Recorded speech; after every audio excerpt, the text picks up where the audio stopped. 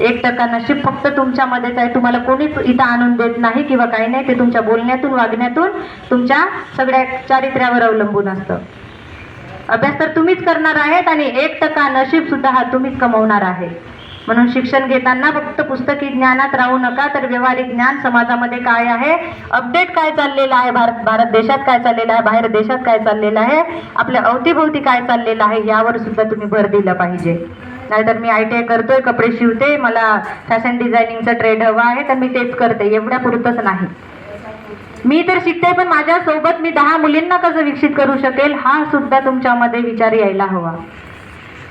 मी शिकत असताना सर्व करून घेतली. मी आत्ताच म्हटली की मी सगळे जे केले ते सगळे जेवढ्या स्किल आहेत मुलींच्या, तुमच्या पाय पुसणीपासून ते आईना होल्डर पर्यंत, शिवणकाम पासून तर मग ते सगळेच गोष्टी सगळं शिकून राहिली, सगळं शिकून घेतलं पैसे देऊन. आणि माझ्या मौल्यातल्या मुली शाळा सोडून रिकाम्या बसल्या म्हणून त्यांना माझ्याजवळ बोलवायचं, त्यांना हे सांगायचं काम की हे असं विणकाम आहे, हे विणकाम कर.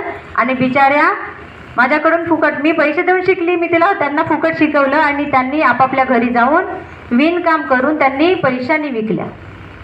मग हा जोपर्यंत तुमच्यात भाव येणार नाही, फक्त स्वतःपुरतं मर्यादित कुठलीही गोष्ट ठेवायचं नाही, कारण ज्ञान बाटल्याने वाढतो म्हणतात, बरोबर की नाही. आणि जो स्वतःकडेच ठेवून घेतो फक्त त्याला गंजच लागणार आहे, त्याचा उपयोग काहीच होणार नाही आहे.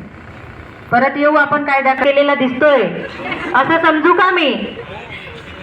500 रुपये देतो 5 मिनिटासाठी चल, 200 रुपये देतो 2 मिनिटासाठी चल म्हणणं सुद्धा कायद्याने गुन्हा आहे. आमच्याकडे गुन्हे दाखल झालेले आहेत. हे सर्रास लैंगिक सुखाची मागणी करणं, एखाद्या मुलीला बघून टॉन्ट करून तिला लैंगिक सुखाची मागणी करणं या कायद्यामध्ये जातं आणि तुमच्यावर गुन्हा दाखल होऊ शकतो, बरोबर आहे. अली मेजर आले असतील परवा आणि तुम्हाला सांगितलं असेल मोबाईलमुळे किती काय होतात. याच्यातलाच एक सेक्शन आहे विनयभंगाचे. आता नवीन कायदे झाले 74, 75, 76, 77, 78 पर्यंत ह्या विनयभंगाच्या आहेत. फक्त असे मी जे आता सांगितली, जे मागं मागं जाणं, एकटक बघणं, पाठलाग करणं, नंबर मागणं, टॉन्ट करणं, इशारे करणं.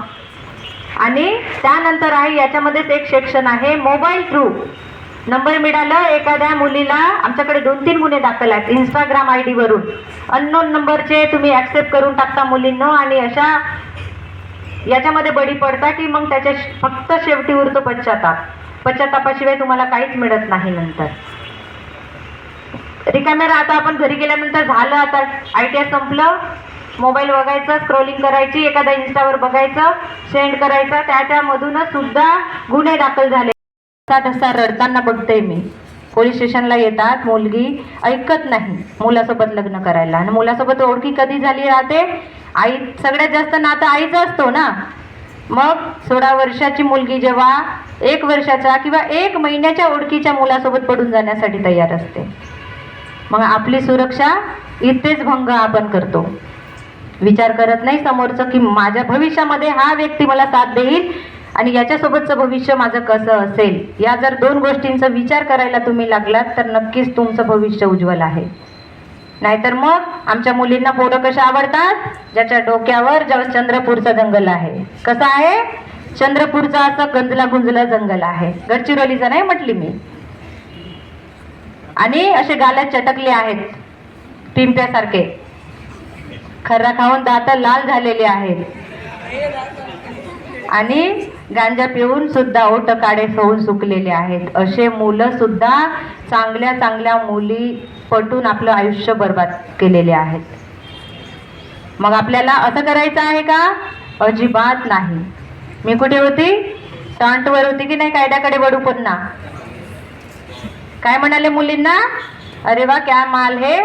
आणि ते नंबर मागण्यासाठी तुमचं पाठलाग, तिचा नंबर मिळवण्यासाठी जो तुम्ही तिला पाठलाग केलेला आहे, हा सुद्धा विनयभंगामधली सेक्शन आहे.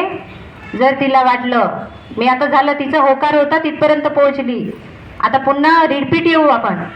विनयभंगाचे प्रकार एकटक बघणं आणि टॉन्ट करणं सुद्धा विनयभंगामध्ये येतं. म्हणून मुली आदिशक्ती आहेत, त्या जर त्यांची जर जागृती केली तुम्ही वाईट बोलून, तर मग त्या कोणालाच कमी पडत नसतात.